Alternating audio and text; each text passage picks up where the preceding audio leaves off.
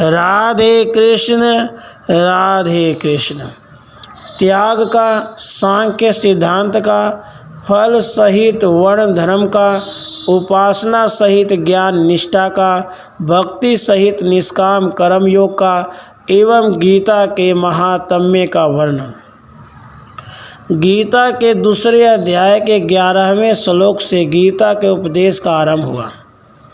वहाँ से आरंभ करके 30वें श्लोक तक भगवान ने ज्ञान योग का उपदेश दिया और प्रसंगवश छात्र धर्म की दृष्टि से युद्ध करने की कर्तव्यता का प्रतिपादन करके 39वें श्लोक से लेकर अध्याय की समाप्ति पर्यंत कर्म योग का उपदेश दिया। उसके बाद तीसरे अध्याय से 17वें अध्याय तक कहीं ज्ञान योग की दृष्टि से, कहीं कर्म योग की दृष्टि से परमात्मा की प्राप्ति के बहुत से साधन बतलाए। उन सबको सुनने के बाद अब अर्जुन इस 18वें अध्याय में समस्त अध्यायों के उपदेश का सार जानने के उद्देश्य से भगवान के सामने संन्यास यानी ज्ञान योग का, त्याग यानी फल आसक्ति के त्याग रूप कर्म योग का तत्व भली भांति अलग अलग जानने की इच्छा प्रकट करते हैं। अर्जुन बोले, हे महाबाहो, हे अंतर्यामीन, हे वासुदेव, मैं संन्यास और त्याग के तत्व को पृथक पृथक जानना चाहता हूँ।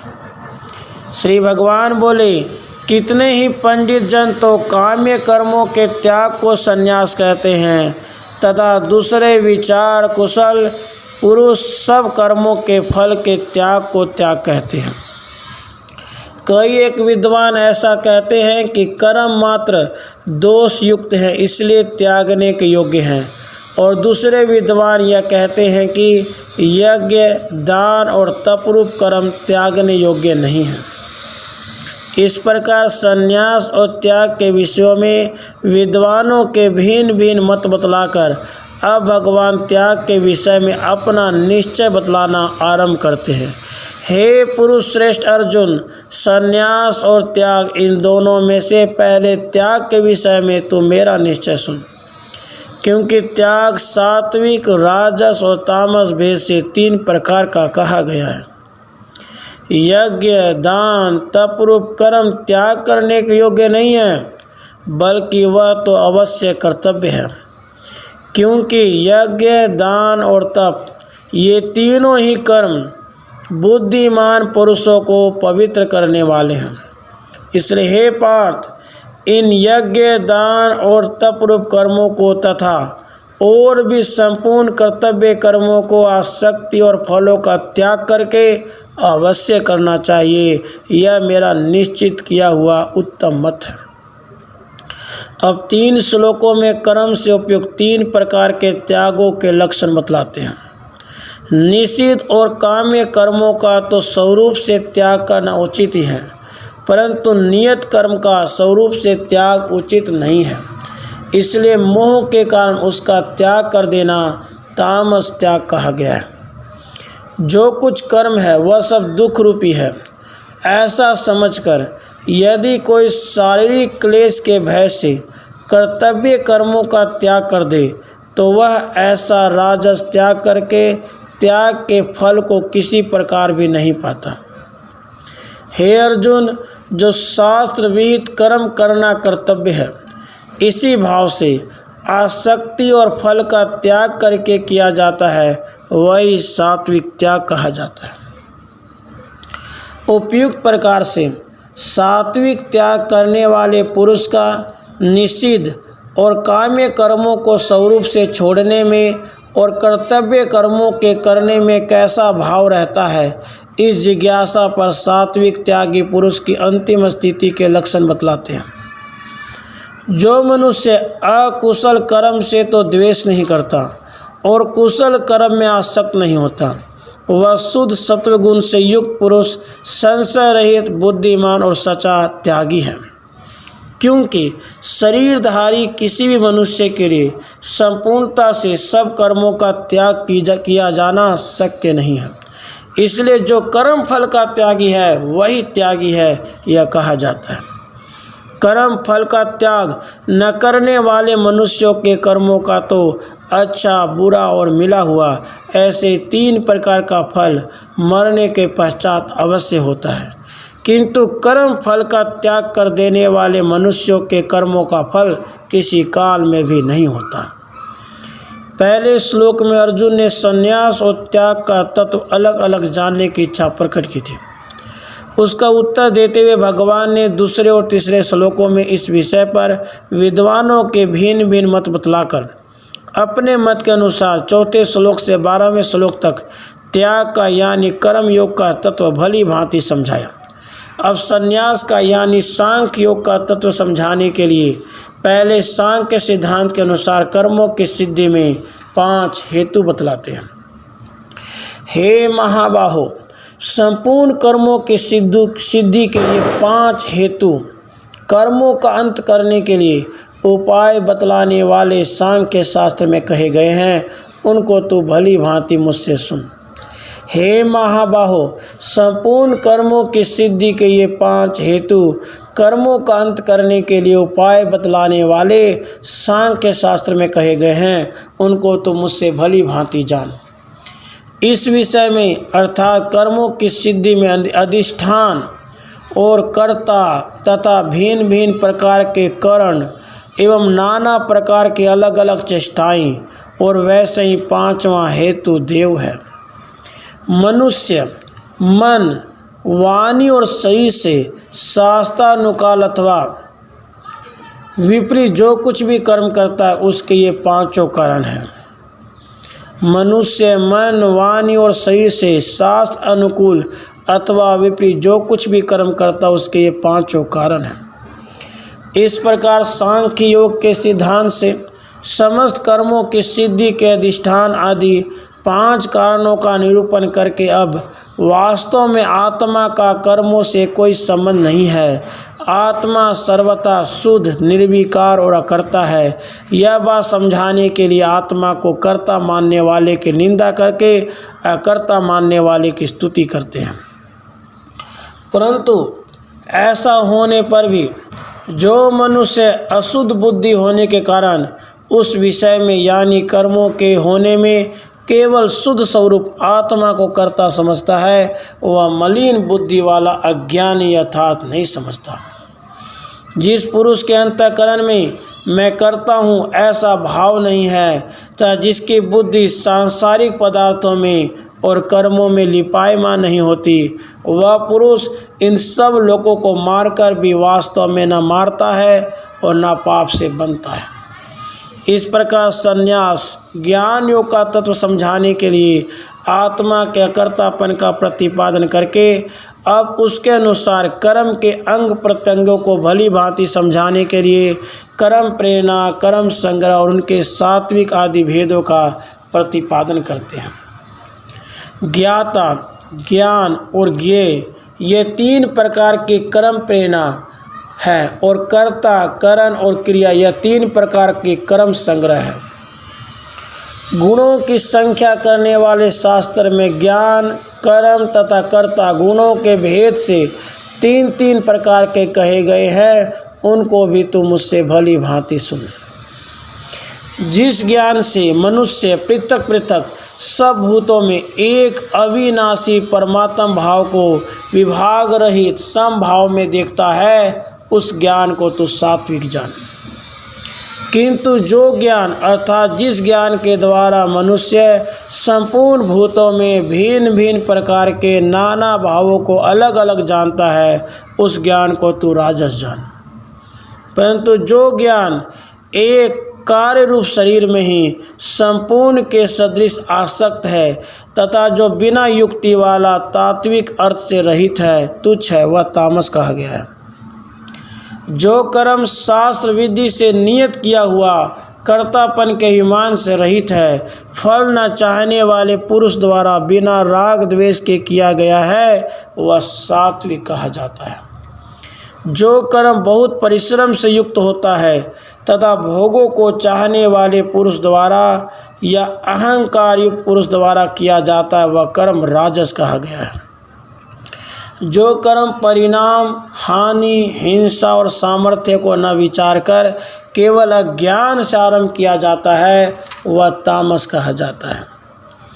जो कर्ता संग्रहित, अहंकार के वचन न बोलने वाला, धैर्य और उत्साह से युक्त, कार्य के सिद्ध होने न होने में हर शोक आदि विकारों से रहित है वह सात्विक कहा जाता है।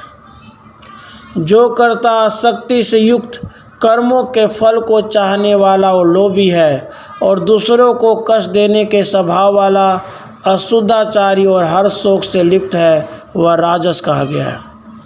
जो कर्ता अयुक्त, शिक्षा से रहित, घमंडी, धूर्त और दूसरों की जीविका का नाश करने वाला तथा शोक करने वाला आलसी, दृक्सूत्री है वह तामस कहा जाता है। इस प्रकार तत्व ज्ञान में सहायक सात्विक भाव को ग्रहण कराने के लिए और उसके विरोधी राजस तामस भावों का त्याग कराने के लिए कर्म प्रेरणा और कर्म संग्रह में से ज्ञान, कर्म और कर्ता के सात्विक आदि तीन भेद क्रम से बतलाकर अब बुद्धि और धृति के सात्विक, राजस और तामस इस प्रकार त्रिवेद भेद क्रमशः बतलाने की प्रस्तावना करते हुए बतलाते हैं। हे धनंजय, अब तो बुद्धि का और धृति का भी गुणों के अनुसार 3 प्रकार का भेद मेरे द्वारा संपूर्णता से विभाग पूर्वक कहा जाने वाला सुन। हे पार्थ, जो बुद्धि प्रवृत्ति मार्ग और निवृत्ति मार्ग को, कर्तव्य अकर्तव्य को, भय अभय को तथा बंधन और मोक्ष को यथार्थ जानती है वह बुद्धि सात्विकी है। हे पार्थ, मनुष्य जिस बुद्धि के द्वारा धर्म अधर्म को, कर्तव्य कर्तव्य को भी यथार्थ नहीं जानता वह बुद्धि राजसी है। हे अर्जुन, जो तमोगुण से घिरी हुई बुद्धि अधर्म को भी यह धर्म ऐसा मान लेती है तथा इसी प्रकार अन्य संपूर्ण पदार्थों को भी विपरीत मान लेती है वह बुद्धि तामसी है।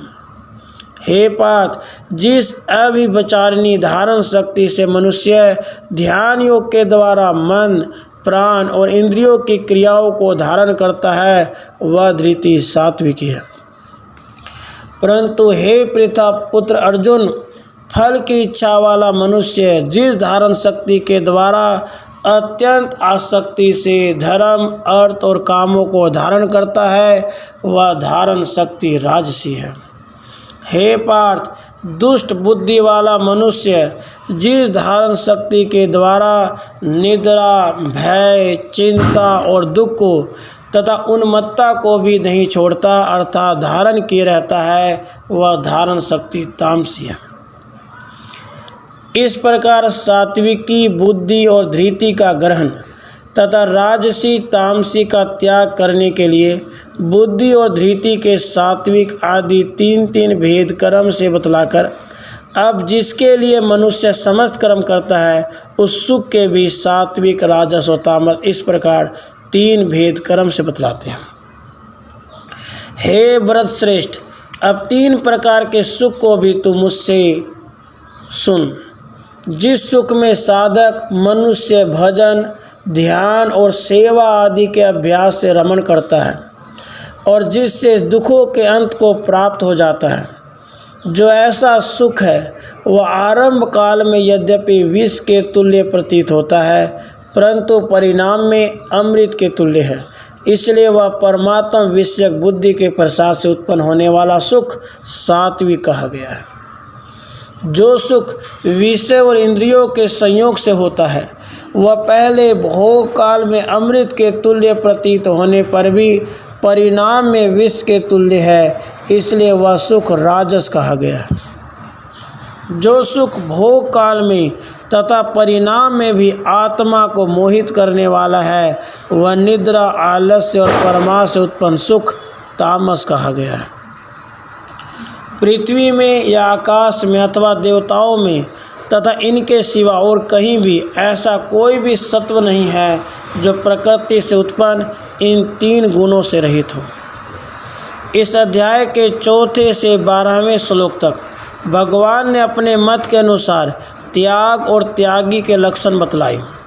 उसके बाद 13वें से 17वें श्लोक तक संन्यास के स्वरूप का निरूपण करके संन्यास में सहायक सत्व गुण का ग्रहण और उसके विरोधी रज एवं तम का त्याग कराने के उद्देश्य से 18वें से 40वें श्लोक तक गुणों के अनुसार ज्ञान, कर्म और कर्ता आदि मुख्य पदार्थों के भेद समझाए और अंत में समस्त सृष्टि के गुणों से युक्त बतलाकर उस विषय का उपसंहार किया।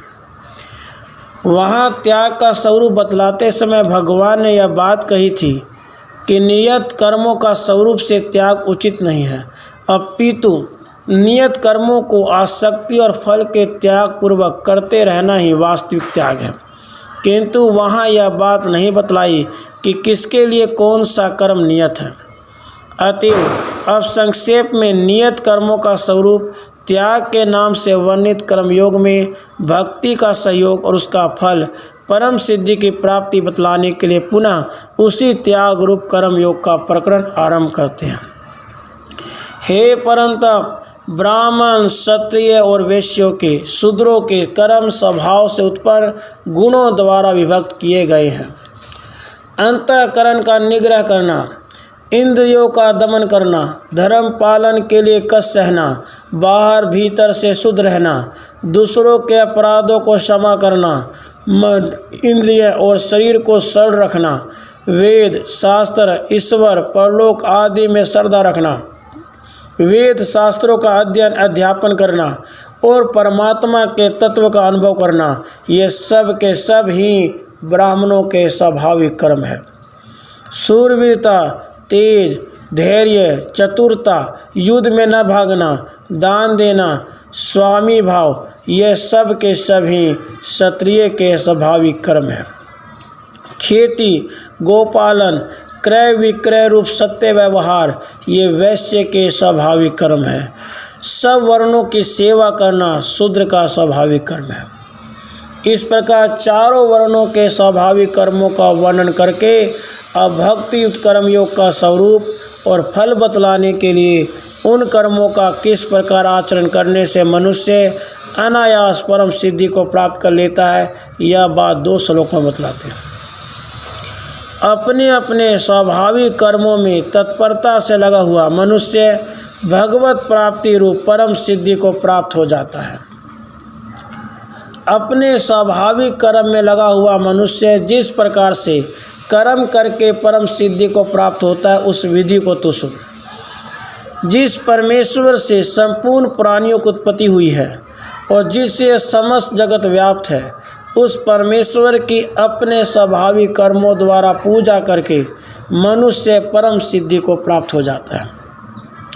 पूर्व श्लोक में यह बात कही गई कि मनुष्य अपने स्वाभाविक कर्मों द्वारा परमेश्वर की पूजा करके परम सिद्धि को पा लेता है। इस पर शंका होती है कि यदि कोई क्षत्रिय अपने युद्ध आदि क्रूर कर्मों को न करके ब्राह्मणों की भांति अध्यापन आदि शांतिमय कर्मों से अपना निर्वाह करके परमात्मा को प्राप्त करने की चेष्टा करे, या इसी तरह कोई वैश्य या शूद्र अपने कर्मों को उच्च वर्णों के कर्मों से हीन समझकर उनका त्याग कर दे और अपने से उच्च वर्ण की वृत्ति से अपना निर्वाह करके परमात्मा को प्राप्त करने का प्रयत्न करे, तो उचित है या नहीं। इस पर दूसरे के धर्म की अपेक्षा सब धर्म को श्रेष्ठ बतलाकर उसके त्याग का निषेध करते हैं। अच्छी प्रकार आचरण किए हुए दूसरे के धर्म से गुण रहित भी अपना धर्म श्रेष्ठ है, क्योंकि स्वभाव से नियत किए हुए सब धर्म रूप कर्म को करता हुआ मनुष्य पाप को नहीं प्राप्त होता। इसलिए हे अर्जुन, दोषयुक्त होने पर भी सहज कर्म को नहीं त्यागना चाहिए, क्योंकि धुएं से अग्नि की भांति सभी कर्म किसी न किसी दोष से युक्त है। भगवान ने 13वें से 40वें श्लोक तक संन्यास यानी सांख्य का निरूपण किया। फिर 41वें श्लोक से यहाँ तक कर्म योग रूप त्याग का तत्व समझाने के लिए स्वाभाविक कर्मों का स्वरूप और उनकी आवश्यक कर्तव्यता का निर्देश करके तथा कर्म योग में भक्ति का सहयोग दिखलाकर उसका फल भगवत प्राप्ति बतलाया। किंतु वहाँ संन्यास के प्रकरण में यह बात नहीं कही गई कि संन्यास का क्या फल होता है और कर्मों में कर्तापन का ईमान त्याग कर उपासना के सहित सांख्य योग का किस प्रकार साधन करना चाहिए। अतः यहाँ उपासना के सहित विवेक और वैराग्य पूर्वक एकांत में रहकर साधन करने की विधि और उसका फल बतलाने के लिए पुनः सांख्य योग का प्रकरण आरंभ करते हैं। सर्वत्र आसक्ति रहित बुद्धि वाला, सप्रिया रहित और जीते हुए अंतःकरण वाला पुरुष सांख्य योग के द्वारा उस परम निष्क्रम्य सिद्धि को प्राप्त होता है जो कि ज्ञान योग की परानिष्ठा है। उस निष्कर्म्य सिद्धि को जिस प्रकार से प्राप्त होकर मनुष्य ब्रह्म को प्राप्त होता है, उस प्रकार को हे कुंती पुत्र तू संक्षेप में ही मुझसे सुन। विशुद्ध बुद्धि से युक्त, हल्का, सात्विक और नियमित भोजन करने वाला, शब्द आदि विषयों का त्याग करके एकांत और शुद्ध देश का निवास करने वाला, सात्विक धारण शक्ति के द्वारा अंतःकरण इंद्रियों का संयम करके मन, वाणी और शरीर को वश में कर लेने वाला, राग द्वेष को सर्वथा नष्ट करके भली भांति दृढ़ वैराग्य का आश्रय लेने वाला, अहंकार, बल, घमंड, काम, क्रोध और परिग्रह का त्याग करके निरंतर ध्यान योग के परायण रहने वाला, ममता रहित शांति पुरुष सच्चित आनंद घन परब्रह्म में अभिन्न भाव से स्थित होने का पात्र होता है। फिर वह सच्चित आनंद घन ब्रह्म में एक ही भाव से स्थित प्रसन्न मन वाला योगी न तो किसी के लिए शोक करता है और न किसी का आकांक्षा ही करता है। ऐसा समस्त प्राणियों में समभाव वाला योगी मेरी पराभक्ति को प्राप्त हो जाता है। उस पराभक्ति के द्वारा वह मुझ परमात्मा को मैं जो हूँ और जितना हूँ ठीक वैसा का वैसा तत्व से जान लेता है तथा उस भक्ति से मुझ को तत्व से जानकर तत्काल ही मुझ में प्रविष्ट हो जाता है। अर्जुन की जिज्ञासा के अनुसार त्याग का यानी कर्म योग का और संन्यास का यानी सांख्य योग का तत्व अलग अलग समझाकर यहाँ तक उस प्रकरण को समाप्त कर दिया। किंतु इस वर्णन में भगवान ने यह बात नहीं कही कि दोनों में से तुम्हारे लिए अमुक साधन कर्तव्य है। इसलिए अर्जुन को भक्ति प्रधान कर्म योग ग्रहण कराने के उद्देश्य से अब भक्ति प्रधान कर्म योग की महिमा कहते हैं। मेरे परायण हुआ कर्म योगी तो संपूर्ण कर्मों को सदा करता हुआ भी मेरी कृपा से सनातन अविनाशी परम पद को प्राप्त हो जाता है। सब कर्मों का मन से मुझ में अर्पण करके तथा समबुद्धि रूप योग का अवलंबन करके मेरे परायण और निरंतर मुझ में चित्त वाला हो। उपयुक्त प्रकार से मुझ में चित्त वाला होकर तो मेरी कृपा से समस्त संकटों को अनायास ही पार कर जाएगा और यदि अहंकार के कारण मेरे वचनों को नहीं सुनेगा तो नष्ट हो जाएगा, अर्थात परमार्थ से भ्रष्ट हो जाएगा। जो तू अहंकार का आश्रय लेकर यह मान रहा है मैं युद्ध नहीं करूँगा, तेरा यह निश्चय मिथ्या है, क्योंकि तेरा स्वभाव तुझे जबरदस्ती युद्ध में लगा देगा। हे कुंती पुत्र, जिस कर्म को तू मोह के कारण करना नहीं चाहता उसको भी अपने पूर्वकृत स्वाभाविक कर्म से बंधा हुआ परवश होकर करेगा। पूर्व श्लोकों में कर्म करने में मनुष्य को स्वभाव के अधीन बतलाया गया। इस पर शंका हो सकती है कि प्रकृति या स्वभाव जड़ है, वह किसी को अपने वश में कैसे कर सकता है। इसलिए भगवान कहते हैं, हे अर्जुन, शरीर रूपी यंत्र में आरूढ़ हुए संपूर्ण प्राणियों को अंतर्यामी परमेश्वर अपनी माया से उनके कर्मों के अनुसार भ्रमण कराता हुआ सब प्राणियों के हृदय में स्थित है। यहाँ यह प्रश्न उठता है कि कर्म बंधन से छूटकर परम शांति लाभ करने के लिए मनुष्य को क्या करना चाहिए। इस पर भगवान श्री कृष्ण कहते हैं, हे भारत, तू सब प्रकार से उस परमेश्वर के ही शरण में जा। उस परमात्मा की कृपा से ही तू परम शांति को तथा सनातन परम धाम को प्राप्त होगा। इस प्रकार अर्जुन को अंतर्यामी परमेश्वर की शरण ग्रहण करने के लिए आज्ञा देकर अब भगवान उक्त उपदेश का उपसंहार करते हुए कहते हैं, इस प्रकार यह गोपनीय से भी अति गोपनीय ज्ञान तुझसे कह दिया। अब तू इस रहस्युक्त ज्ञान को पूर्णतया भली भांति विचार कर जैसा चाहता है वैसा कर। इस प्रकार अर्जुन को सारे उपदेश पर विचार करके अपना कर्तव्य निर्धारित करने के लिए कहे जाने पर भी जब अर्जुन ने कुछ भी उत्तर नहीं दिया और अपने को अनधिकारी तथा कर्तव्य निश्चय करने में असमर्थ समझकर खिंचित हो गए, तब सबके हृदय की बात जानने वाले अंतर्यामी भगवान स्वयं ही अर्जुन पर दया करके कहने लगे, संपूर्ण गोपनीयों से भी अति गोपनीय मेरे परम रहस्ययुक्त वचन को तू फिर भी सुन। तू मेरा अतिशय प्रिय है, इससे यह परम हितकारक वचन मैं तुझसे कहूँगा। हे अर्जुन, तू मुझ में मन वाला हो, मेरा भक्त मन, मेरा पूजन करने वाला हो, मुझको प्रणाम कर। ऐसा करने से तू मुझे ही प्राप्त होगा। यह मैं तुझसे सत्य प्रतिज्ञा करता हूँ, क्योंकि तू मेरा अत्यंत प्रिय है। संपूर्ण धर्मों को अर्थात संपूर्ण कर्तव्य कर्मों को मुझ में त्याग कर तो केवल एक मुझ सर्वशक्तिमान सर्वाधार परमेश्वर की ही शरण में आ जा। मैं तुझे संपूर्ण पापों से मुक्त कर दूंगा, तू शोक मत कर। सर्वधर्मान् परित्यज्य मामेकं शरणं व्रज, अहम त्वा सर्व पापे भयो मोक्षयिष्यामि मा शुचः। संपूर्ण धर्मों को अर्थात संपूर्ण कर्तव्य कर्मों को मुझ में त्याग कर तो केवल एक मुझ सर्वशक्तिमान सर्वाधार परमेश्वर की शरण में आ जा। मैं तुझे संपूर्ण पापों से मुक्त कर दूंगा, तो शोक मत कर। इस प्रकार भगवान गीता के उपदेश का उपसंहार करके अब इस उपदेश के अध्यापन और अध्ययन आदि का महात्म्य बतलाने के लिए पहले अनधिकारी के लक्षण बतलाकर उसे गीता का उपदेश सुनाने का निषेध करते हैं। तुझे यह गीता रूप रहस्यमय उपदेश किसी भी काल में न तो तप रहित मनुष्य से कहना चाहिए, न भक्ति रहित से, न बिना सुनने की इच्छा वालों से ही कहना चाहिए, तथा जो मुझ में दोष दृष्टि रखता उससे तो कभी भी नहीं कहना चाहिए। जो पुरुष मुझ में परम प्रेम करके इस परम रहस्य युक्त गीता शास्त्र को मेरे भक्तों में कहेगा वह मुझको ही प्राप्त होगा, इसमें कोई संदेह नहीं। उससे बढ़कर मेरा प्रिय कोई कार्य करने वाला मनुष्य में कोई भी नहीं है, तथा पृथ्वी भर में उससे बढ़कर मेरा प्रिय दूसरा कोई भविष्य में होगा भी नहीं।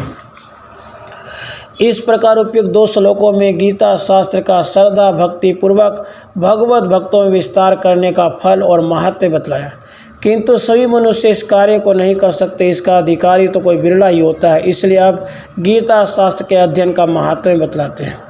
जो पुरुष इस धर्म में हम दोनों के संवाद रूप गीता शास्त्र को पढ़ेगा उसके द्वारा भी मैं ज्ञान यज्ञ से पूजित होऊंगा, ऐसा मेरा मत है।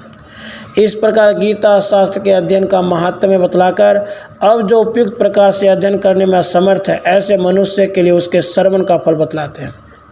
जो मनुष्य श्रद्धा युक्त और दोष दृष्टि से रहित होकर इस गीता शास्त्र का श्रवण भी करेगा वह भी पापों से मुक्त होकर उत्तम कर्म करने वालों के श्रेष्ठ लोकों को प्राप्त होगा। इस प्रकार गीता शास्त्र के कथन पठन और श्रवण का महात्म्य बतलाकर अब भगवान स्वयं सब कुछ जानते हुए भी अर्जुन को सचेत करने के लिए उससे उसकी स्थिति पूछते हैं। हे पार्थ, क्या इस गीता शास्त्र का तूने एकाग्रचित से श्रवण किया है? और हे धनंजय, क्या तेरा ज्ञान जनित मोह नष्ट हो गया? अर्जुन बोले, हे अच्युत, आपकी कृपा से मेरा मोह नष्ट हो गया और मैंने समृद्धि प्राप्त कर ली है। अब मैं संशय रहित होकर स्थित हूँ, अतः आपकी आज्ञा का पालन करूँगा। इस प्रकार धृतराष्ट्र के प्रश्नानुसार भगवान श्री कृष्ण और अर्जुन के संवाद रूप गीता शास्त्र का वर्णन करके अब उसका उपसंहार करते हुए संजय धृतराष्ट्र के सामने गीता का महत्व प्रकट करते हैं। संजय बोले, इस प्रकार मैंने श्री वासुदेव के और महात्मा अर्जुन के इस अद्भुत रहस्युक्त रोमांचकारक संवाद को सुना। श्री व्यास जी की कृपा से दिव्य दृष्टि पाकर मैंने इस परम गोपनीय योग को अर्जुन के प्रति कहते हुए स्वयं योगेश्वर भगवान श्री कृष्ण से प्रत्यक्ष सुना है।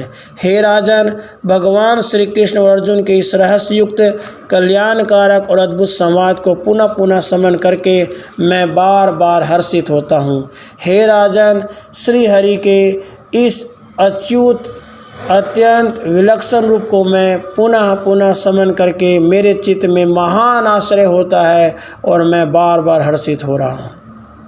इस प्रकार अपनी स्थिति का वर्णन करते हुए गीता के उपदेश की और भगवान के अद्भुत रूप की स्मृति का महत्व प्रकट करते हुए अब संजय धृतराष्ट्र से पांडवों की विजय की निश्चित संभावना प्रकट करते हुए इस अध्याय का उपसंहार करते हैं। हे राजन, जहाँ योगेश्वर श्री कृष्ण है, जहाँ गांडीव धनुषधारी अर्जुन है, वहीं पर श्री विजय विभूति और अचल नीति है, ऐसा मेरा मत है।